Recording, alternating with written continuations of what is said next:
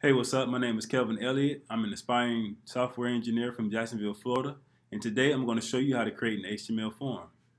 So basically, you just need to just create a folder. We're going to rename this folder my first form.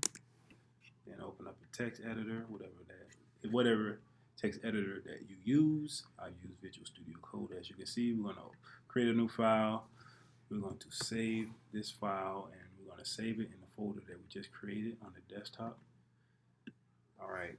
And then from here, we're going to just, do the boilerplate. I have to save it. It looked like I didn't save it. Or maybe I did save it. And I need to save it as my first form HTML. There we are. And then HTML. So basically, we're setting up the boilerplate HTML code. Head, title, programming language, survey. And I'm going to open up Chrome so we actually see what we're doing. Open up the file that we just created. And we have a body. And what we want to do is create an H1 tag, programming language, survey, save. Okay, so we got that. On the next, so pretty much we're going to try to build this survey that I kind of handwritten. You can't really see. I'm using. Okay, there it is. Can't really see it that well, but we're going to try to build it. You'll see the finished product. So, we're building a form because forms are very important for any website. I mean, that's worth anything. Like we buy things online, we sign up for newsletters or whatever. Put in information to send to a server, and so anytime we log in or get emails and stuff like that, forms are very important. It's how we gather information on the internet. Well, one of the ways. And so I just made a make believe survey to show you some of the things that you could do. And what we're going to do is start off with a label for name. Name is a boom. And with the label, we're going to create an input with an ID of name, name of name, type is going to be text, and we're going to make it required. So pretty much we made a name label and a text field. And labels are important because they're important for user experience. You don't really have to click inside of you can click the label and it'll put you inside of the text field, so which is always good, especially for user experience. So label for name. So we created a label for name for that purpose I just showed you. So this label is for this input with an ID of name, and we need a name attribute because if you don't have a name attribute, we won't be able to send this information to the server. And we have to have a type to have what kind of input we want, which is a type. So you got to have the type. You got to have these are the must-haves. And required, you don't really have to have a required, but for this particular instance, you do because if, say, for instance, if I'm filling out a job application and I don't have a name, well, you won't know who filled out the application. So in this case, you will need the required attribute for this input tag because when you try to submit, it won't allow you to submit it unless you fill out the name. So you can really see the importance of that. So pretty much we're going to do the same thing again for the age. So I'm just going to copy this what I already done that kind of speed up the process because I'm not a super duper fast typer like that. So instead for this label, it's gonna be for the age, and inside the we wanted to render the text age, and then for the input we're gonna have the ID of age and the name of age. Instead of the type of text, we're gonna put a number because we only want numbers, and we can set a min and max range of numbers that we only want. So of course nobody's going to be 1 years old or -1 or negative infinity years old. Like pretty much if they can read and write at a competent level, just I say about 8 years old, probably younger than that, but 8 years old, and max is 100. I don't know too many people that live past 100, but there are those who do. And so maybe we'll just do 120. How about that? 120. And make sure we save and load, and voila. And we have the little up arrows, and it started immediately at 8, and it's probably going to go all the way up to 120. And we made it required, so if you don't have a name or age, you won't be able to submit it. In a nutshell. Now we're going to create the next. What's next on the docket? It's going to be going to create a span tag, and we just some inline text. What is your favorite? I can't type. Programming language. Make sure we put a page break after that because we want it on the next line. And then after that, we insert another page break. And then we're going to create radio buttons because we want to give, for this survey, we want to give you a choice of picking your favorite language. And we want only your favorite language, not your favorite set of languages, but your favorite language. So we only want to pick one. And this is where radio buttons come into use, because with radio buttons, you can only choose one, just like a multiple choice question. So we did that. We're going to first create the element first. Input ID. First language is going to be JavaScript. Name. We'll call it language. Type is radio. Value is JavaScript. And then we're going to create a label for JavaScript. And then type in JavaScript to render on the page. What is your favorite language? JavaScript, that's one. And I'm just going to copy what we just done to create the other options to speed up the process, because I'm not, as you can see, I'm not a great typer. So, typist. So we're going to copy that. We're going to say Python.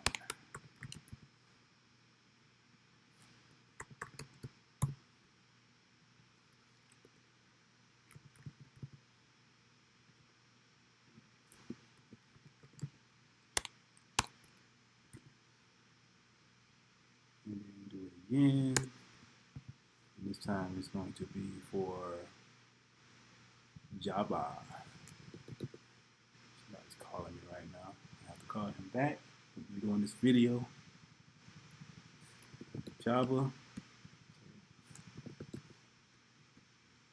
Take this away. And then load it up. So Python, Java, JavaScript. You can only pick one, so it's working, which is great. And next we're going to create we're going to create a drop-down list. You know, just a list of options you can pick with this next question I'm about to ask. Well, statement I'm about to make. Span. I'm going to say describe your proficiency.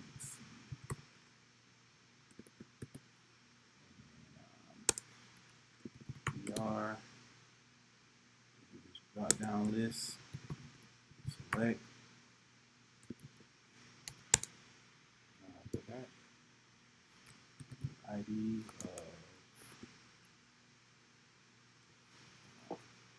I'm not the greatest, but I did create it, and I wanted to do it explicitly for you guys, but I forgot, and that's okay. A lot of any software developer tell you that they Google things a lot, so okay, yeah, so we did select option, the select tag, so we're gonna set the ID up for the proficiency. I'll do that. And I don't know why that's right there on the closing tag. And inside of the select, we're going to create the options. And then you must have a value. And this value is we're going to say beginner. And of course we have beginner, intermediate, and expert. And that's what we're going to do. Intermediate,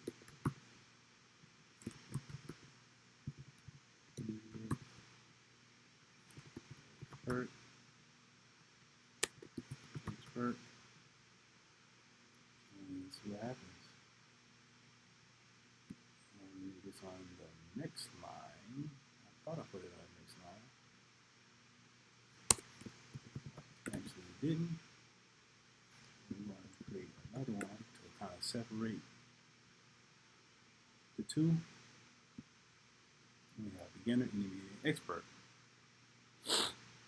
Then you can pick whichever one that you know, if you're lying or not, or how you feel where your skills are, you should select that.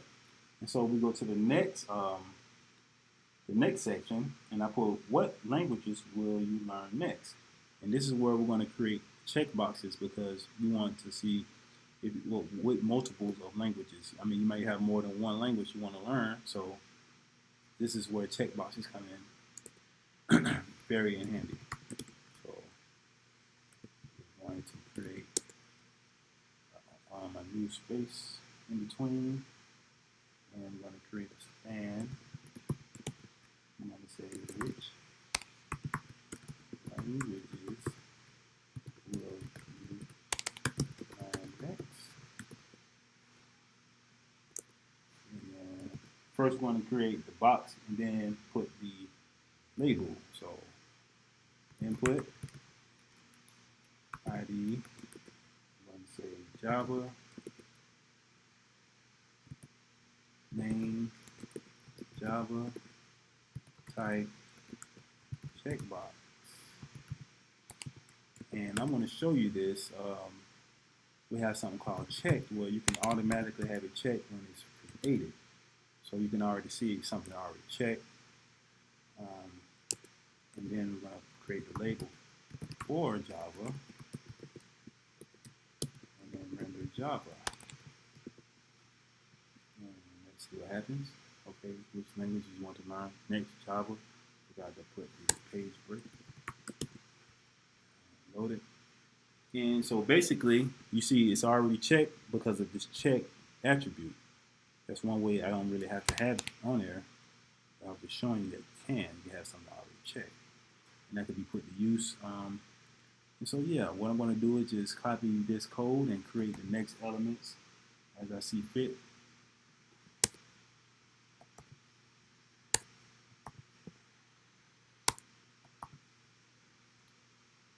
Okay, Java, C++, lowercase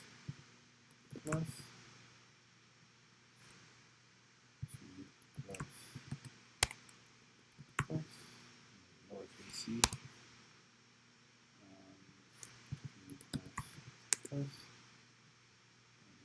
for the render text, plus, and we're going to do C#,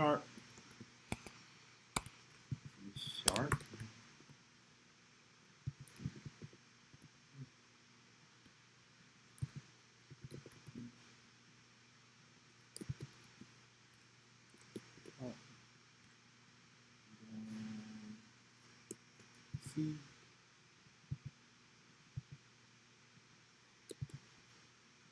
And as you can see, could put more languages, but I mean, just to speed up the process. But as you can see, you can pick multiple ones, whatever you want to learn, and however you do what you do.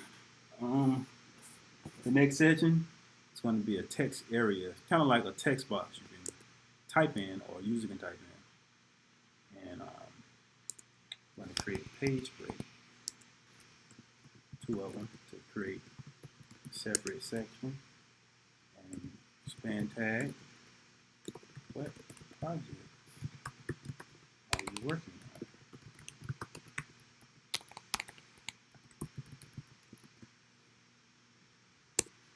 And this time I'm going to create a text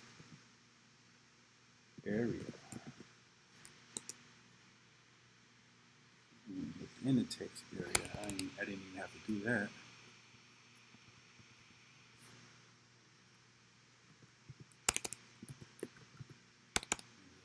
Area, ID. Well, I'm gonna create a label.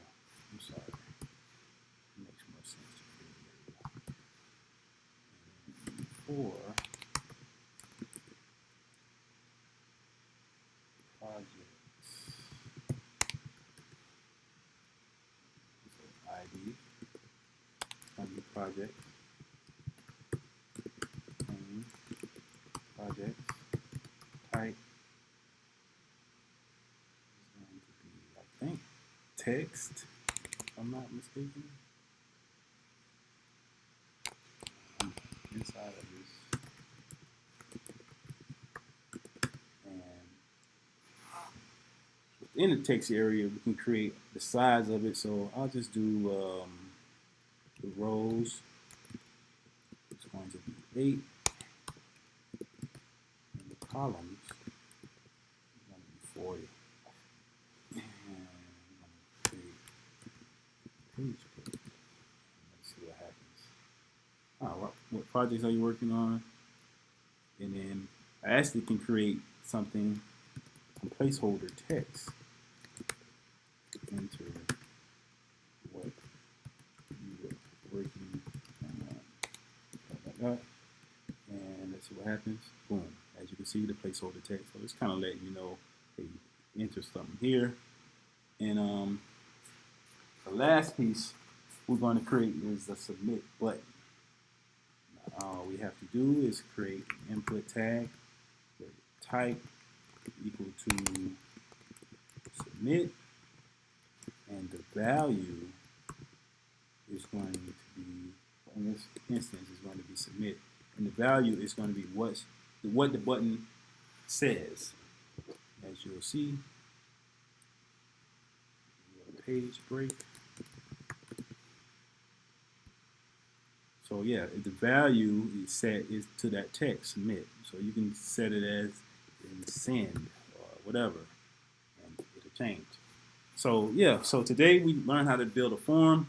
I'm doing these projects because there are gaps in my knowledge, and the best way to learn, in my opinion, is to start from the bottom and build a strong foundation and start to the top. So that's why I'm going all the way back to the beginning and solidifying my knowledge so I can be much more greater software engineer than I am right now.